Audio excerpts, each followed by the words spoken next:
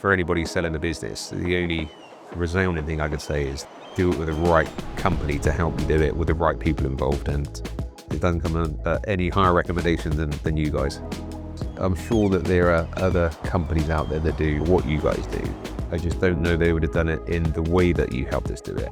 It wasn't so much a business thing, that's how it felt to me. It was much more of, look, we're your friends, we're here to help. Whatever it is, we'll get through this and get to the other side. I think that's what made the difference, is the personal approach. So, Mike, Debbie, welcome. Thanks for joining us. You built a business, the Mayfield Group. We want to understand a little bit about the process of how you sold your business and the experiences and the emotional highs and the emotional lows that you went through in selling your company, because it was a fairly long process, wasn't it? So which one of you would like to tell us a little bit about the business and a little bit about the background? So the business initially formed in 1989. Fundamentally, it was for caravan decking, and it grew quite organically to being a national business. We had dealers all over the country. We had lots of people buying directly from us. But then it had grown to a point where it was still a family business, but almost too big to be a family business. And the effort that it took to run it was significantly more as each year grew. And that was one of the problems. So just run me, how many decades was that, the business? 30. 30 years. For the first 7 years, there was no one else. There wasn't another company doing it. And then suddenly, out of nowhere, the caravan industry that we serviced had gone from being mum and pop's caravans into these huge chalets. Sure. And then we had competition, and a lot of it.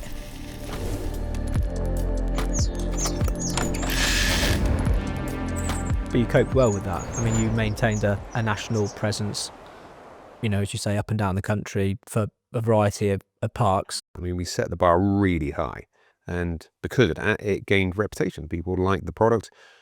They didn't have to go back to it. It did what it said on the tin, and yeah, it grew from that. I would say that the product quality was a fundamental success of that business. Owning and running a successful business as you did and developing it and growing it, how did you reach the point of deciding that you maybe wanted to look at an exit or something similar to an exit? What were the sort of trigger points or kind of considerations that you had to reach that decision? I felt we'd hit a ceiling with the business, and to get to where we got to, took a huge amount of effort to go around the country, training up these installers, setting up these dealerships. And because of the types of products we were using, we were then beginning to see them in the building industry. And for us to then break into a different market would have been tough. What became obvious was that actually there were plenty of, decent sized companies out there which were already in the building industry, which know it. So what we looked at was actually partnering with a business that could take our products and then slide them into their product line, and hopefully the business would grow from there. You sound quite clear there, Mike, that it was going to be a trade sale to a trade buyer. Did you ever consider whether there were other forms of exit available to you? Did you think about whether you would look at, I don't know, succession within the family, or a management buyout, or an employee ownership group? Or was it always quite clear to you that it would be a trade buyer for the reasons you described? It was for me, but I have to say that Justin, he really opened my eyes, because this whole journey right from the start, when Deb and I looked at this, I mean, we didn't really have any idea. I mean, I kind of knew what Deb wanted to achieve. I knew what I wanted to achieve. And really, for someone to come along who gave all the options, Justin was, brilliant at that. So these are the options. We could do all of the aforementioned. We could do an MBO. We could look to, sell out to maybe one of your competitors, or we could find, a fit for this business. What is it you want? So he really helped us along that journey. It was really important that when we left the business, it was left in good hands, and the people that had worked really hard to get us there were protected. So the competitor thing wasn't it for me, because they would have taken the territories that they'd got and given it to their own people. So that, while it may have been easier, wasn't an option. The company that bought it kept all the dealers in place. They're all still working. They're all still growing their family businesses, because that's what they were. And to leave with that good feeling was the only way to leave. I think that's probably quite an important point, because that's the impression that I had with your business, that the employees, your team, your dealers, all of the infrastructure you built up were terribly important to you. And that must have been quite a stretch to think about selling the business, to think that it was a part where you were going to sell it and leave it, or was that not an issue? You had to think of it as a marriage. So we were allowing the business, it was now 30, and at the time it got married. So we found it a partner. But it wasn't about the money. The money was great and everything, but it wasn't about that. It was about putting it in the right place so that we could walk away and still sleep nights. I'm curious, was there a point on your journey, because I mean, it's a long time you built the business, but what point did you think there was value in the business? So we had good products that worked in lots of different environments. If you look probably not too far from here, we sold decking to installers that install it in houses around here. So, you know, to have a product that is widely accepted in a different industry is something a little bit special, really. I think also having a healthy bank account, so you're not in debt, you don't owe anybody, you're not always on the back foot. So you're suddenly thinking, well, this makes good money. This is now a business that's sustaining itself. We didn't have any loans, we didn't have any problems, and you're thinking, well, that's attractive now. Was it deliberate, that, Deb, in terms of reaching that point where the business was self-sufficient, self-funding, didn't have any debt? Had you made a decision earlier to say, we want to sort of get match fit, you know, up to that point to make us the most marketable we can be? That's quite hard to achieve, I would think, in terms of the decisions that you've got to make and so on. I think, again, going back to Justin, we'd had a thing a few years before, and Justin said, you're not quite there yet. This is what you need to do. So we just cracked on with it. Because if you've got no direction and you don't know what you need to do, you're sort of like just doing the thing you do every day. Suddenly you gave us the reason to look at it, and to look at it in a different way, and to look at it, why is that working, why doesn't that work, what do you do to make that work better? And it was really interesting, wasn't it? Because suddenly we were just selling more, putting more money away, making everything tidier, something that we probably should have done. But when you're working, you're just working. Yeah. You don't kind of look outside the parameters of what you're doing every day. And when we came to sell it, poor Mike was left with all the facts and figures, and I just kept working to try and keep the business as busy and as profitable as it could be. But it was a team effort, and it worked quite well. Absolutely. It worked well. Yeah. Well, and I think you can both include yourself in that team, because there's things that we just wouldn't have been able to achieve without, you know, both you, Justin, and both Nick from Steele Raymond. I mean, you know, it was incredible what we actually got through to get that business into the shape that we needed to get it into to sell it. It's not to say that there was anything wrong with it. It's just that the package we had, you know, wasn't going to sell in the marketplace we wanted to sell it into. Yeah, it took a little bit of time, didn't it? We had a bit of a plan, but we sat down and looked at it together and said, right, what have we got to fix? And I think it was Justin who said, give it a couple of years. And we followed that plan. We went back to market. As you say, Justin brought another excellent listed, I think, PLC buyer to the table who, you know, in testament to what you had built up over the years, loved your business. And because of the work we'd done over the last couple of years, you were then match fit and ready to go. And we had a good process. But how did you feel once the process got going and you were kind of, right, we've got heads of terms, you know, second time round, we're on that journey. How was managing the legal process, due diligence, you know, share sale and purchase agreements, big documents, quite a lot of volume to process? You're also trying to run the business.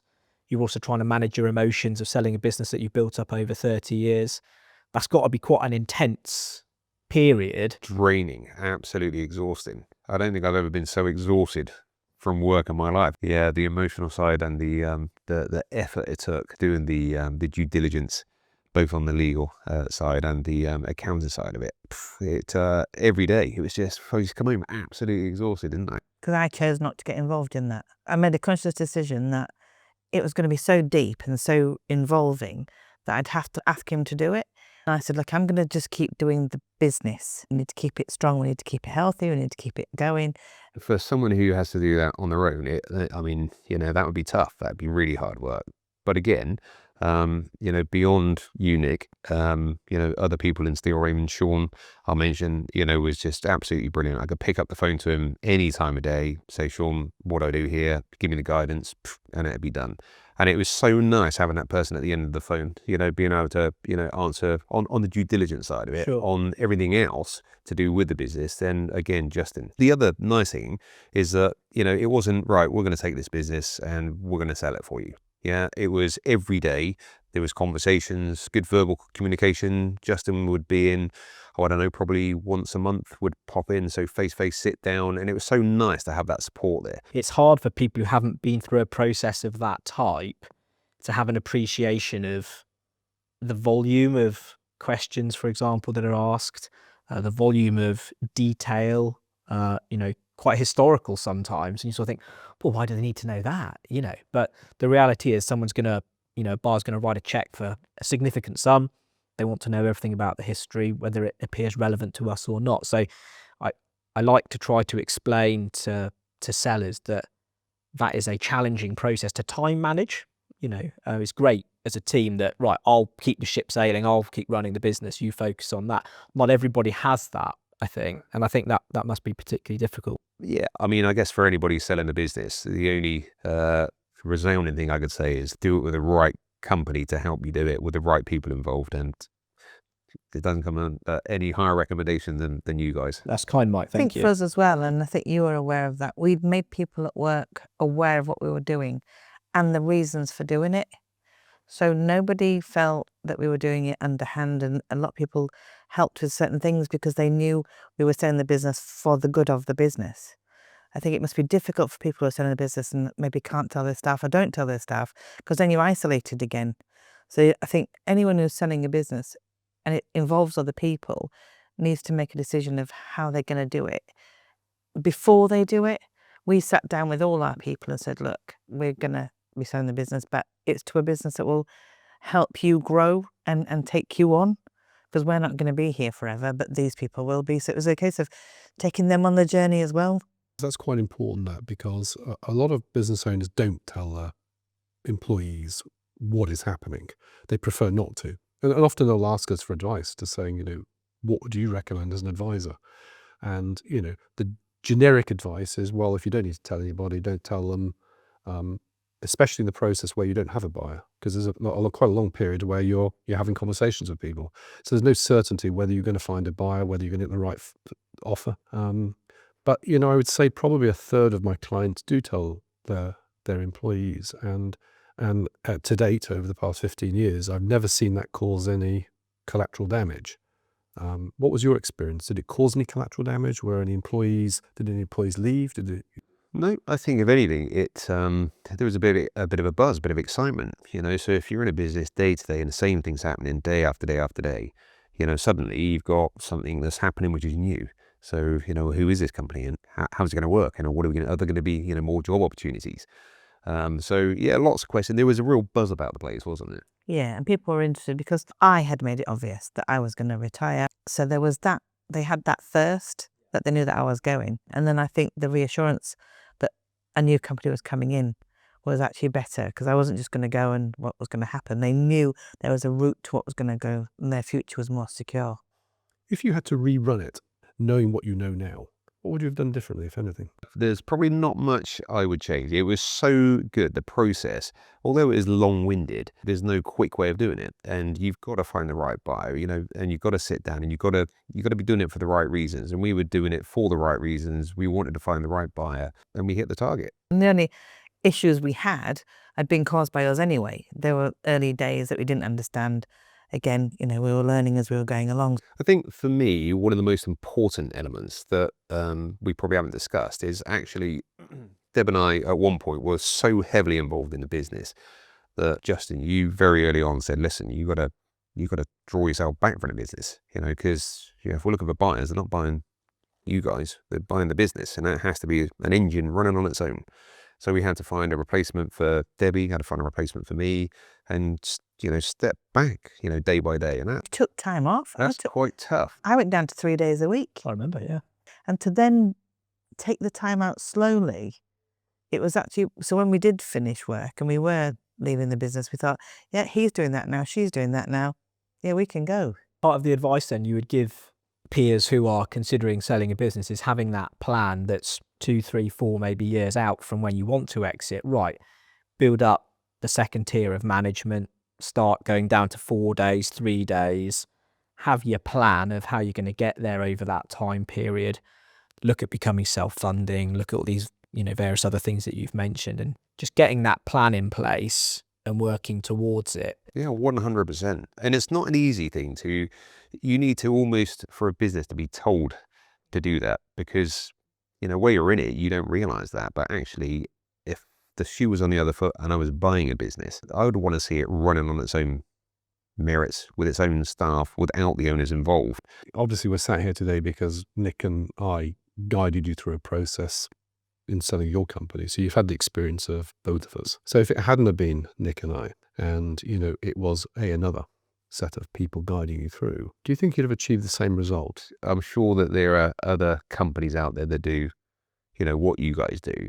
I just don't know they would have done it in the way that you helped us do it. It wasn't so much a business thing. That's how it felt to me, is, look, this isn't a business transaction. Although it was ultimately, for me, it was much more of, look, we're your friends. We're here to help. Whatever it is, we'll get through this and get to the other side. And, we got a really good connection. As people, we got on really well. I think that's what made the difference, is the personal approach that your thumbprint was on with us. I mean, these projects, what we do means an awful lot to us personally. Hopefully that thumbprint, if you like, is embedded across the whole outcome. That you find a great buyer that likes the business, that the experience for you that you felt held. It's a bit of an emotional world, but that you felt held through the process. Listen, thanks to both. Thanks for your time. Thank you both. You helped us achieve what we set out to do. Yeah, we're having a great life now. Thank you. Teamwork. Thank you.